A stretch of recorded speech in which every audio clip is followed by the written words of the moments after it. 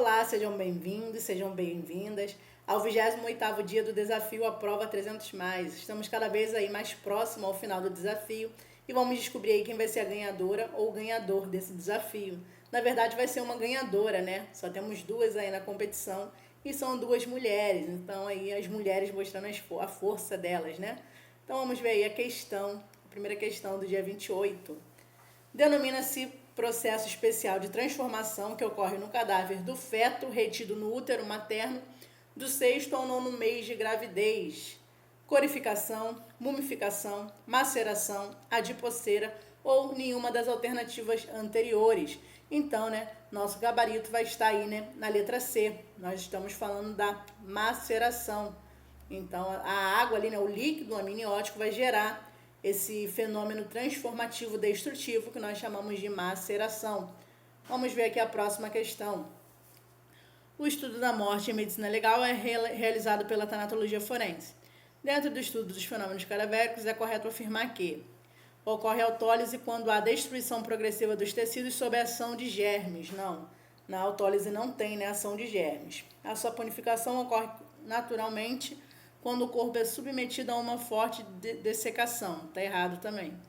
A maceração é um fenômeno destrutivo concomitante à putrefação, resultante da umidade ou do excesso de água sobre o cadáver. Nosso gabarito já está aí, tá? Na letra C. Quando nós falamos de maceração asséptica, estamos falando aí do feto, retido no útero. E quando falamos de maceração séptica, estamos falando aí do cadáver em meio a líquidos contaminados, tá bom? Pode ser um rio, uma praia, um valão, tanto faz. Então tem essa diferenciação aí de maceração séptica e asséptica. Vamos ver aqui a próxima. Após a morte, assinale a alternativa incorreta. Após a morte, ocorre queda de temperatura corporal até que equilibra-se com a temperatura do ambiente. Tá correto? A rigidez cadavérica se inicia pelos pés. Opa! Já achamos aqui, o nosso gabarito. Lembrem-se sempre que a rigidez cadavérica ela ocorre de forma crânio-caudal, ou seja, ela vai começar da cabeça até os pés e ela vai se desfazer da mesma forma, da cabeça aos pés, crânio-caudal. Então, a rigidez cadavérica ela não vai se iniciar aí pelos pés. Já achamos aí o nosso gabarito logo de início. Vamos ver aqui a próxima. Em exame necroscópico, o médico legista observou na região posterior da perna direita uma lesão arroxeada, com presença de infiltração hemática nas malhas do tecido decorrente da ruptura de vaso sanguíneo. Dessa análise, é correto afirmar que se trata de equimose, e a lesão é pós-mortal, equimose e a lesão é vital, livor ou hipóstase cadavérica móvel, hematoma e a lesão é vital, livor ou hipóstase cadavérico fixo.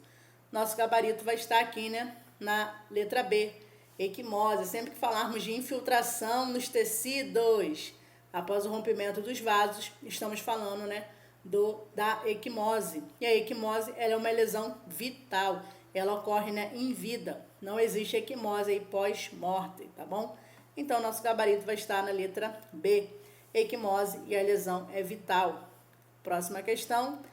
Para se realizar transplante de órgãos, além de seguir as normas legais e éticas vigentes, considera-se sinal de morte do doador a não percepção de pulso, batimentos cardíacos e movimentos respiratórios espontâneos, a parada cardiorrespiratória de mais de 5 minutos, a suspensão irreversível da atividade encefálica, a parada cardíaca de mais de 5 minutos ou a lesão cerebral irreversível.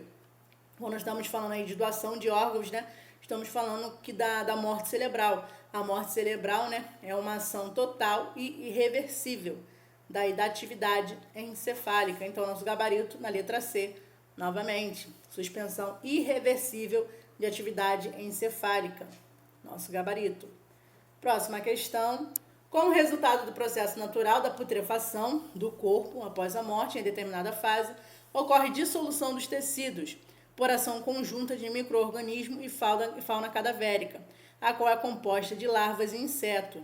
Esse fenômeno ocorre na fase de esqueletização, na fase cromática, de mumificação, colicoativa ou enfisematosa.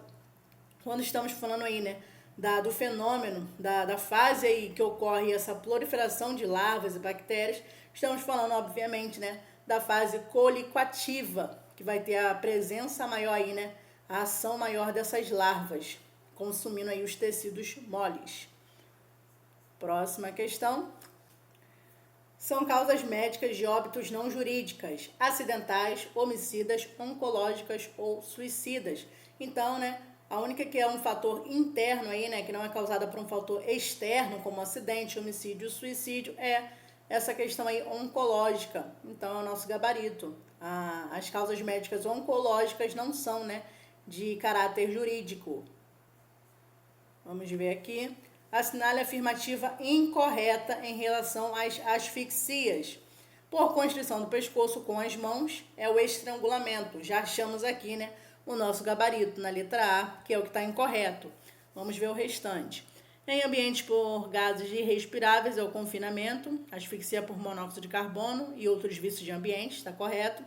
Por obstrução de orifícios ou condutos respiratórios, sufocação direta ou indireta, também está correto. Por constrição passiva do pescoço, exercida pelo peso do próprio corpo, enforcamento. E por transformação do meio gasoso em líquido, afogamento. Nosso gabarito incorreto aí é a letra A, não é estrangulamento, né? Constrição do pescoço com as mãos é a esganadura. Um cadáver foi levado ao IML com uma lesão provocada por um golpe de foice em região cervical posterior, com uma ferida transversal com bordas regulares, com extensas lesões de musculatura, já atingindo a coluna cervical, com fratura em toda a extensão do corpo vertebral, chegando à região cervical anterior, no entanto, sem haver decapitação. Pode-se afirmar que essa lesão foi provocada por ação, assinale a alternativa que complete corretamente a frase. Foi uma ação pérfuro-cortante, pérfuro-contundente, corto-contundente ou perfurante. Gabarito novamente aqui na letra D, corto-contundente. Vai ser um objeto aí, né, que vai ter um gume e com a pressão ali, né, vai causar essas lesões aí, essas feridas transversais ali, formato de linha, com bordas regulares, tudo certinho. Corto-contundente.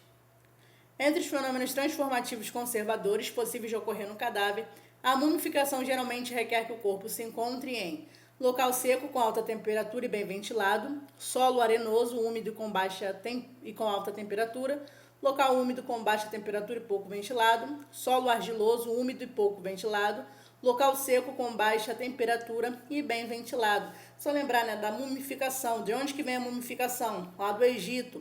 Pensa aí no clima do Egito. É o local seco com alta temperatura e é bem ventilado, né? Tem várias ventanias. Então o gabarito está aqui na letra A. A mumificação, ela precisa desse clima para que ela ocorra. Local seco, alta temperatura, e esse local tem que ser bem ventilado, tá ok? Então, fechamos aqui as questões do 28º dia do Desafio à Prova 300+.